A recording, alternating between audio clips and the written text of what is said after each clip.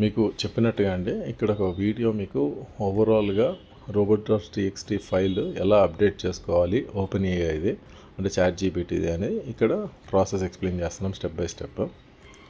So మీరు మీ WordPress backend admin open చేసిన తర్వాత మీరు ఓపెన్ ఏఐది సర్చ్ చేసుకుంటే మీకు ఆ స్ట్రింగ్ దొరుకుద్ది అనమాట. ఓకే, సో యూఆర్ఎల్ కూడా మీకు కనిపిస్తుంది ఇక్కడ.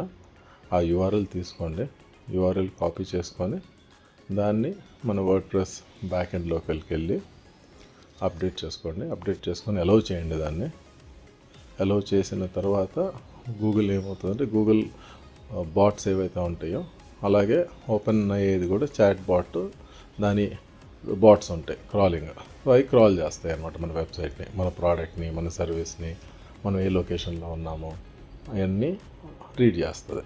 So that is the process అండి. అండ్ దెన్ నెక్స్ట్ థింగ్ వచ్చి మనం హౌ డు వి ఇంకో ఫామ్ చెప్పాను కదా, డిస్కవరీ ఫామ్ అని. సో ప్రోడక్ట్ డిస్కవరీ ఫామ్ అనేది మనం సర్చ్ కొట్టామనుకోండి, గూగుల్లో సర్చ్ కొట్టిన తర్వాత ఈ పేజ్కి ఓపెన్ అవుతుంది. సో ఈ పేజ్లో మీరు ఇక్కడ అబ్జర్వ్ చేస్తే సో ఒక రఫ్గా చెప్పారు ఎలా అప్డేట్ చేయాలని. ఇక్కడ నేను మా క్లయింట్ది ఒకటి dagaSingh.com అని, ఇట్స్ టీషర్ట్స్ సెల్ చేసే ఈకామర్స్ వెబ్సైట్. సో ఇది కూడా ఒక 7-8 మంత్స్ నుంచి మనం హ్యాండిల్ చేస్తున్నాము. సో దాని అప్డేషన్ అంతా నేను ఇక్కడ ఫామ్ ఫిల్లింగ్ చేశాను.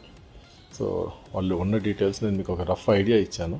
ఈ రఫ్ ఐడియా ప్రకారంగా మీరు మీ ప్రోడక్ట్, మీ సర్వీస్ ఏం సెలెక్ట్ చేసుకోవాలో మీరు సెలెక్ట్ చేసి అప్డేట్ చేయండి.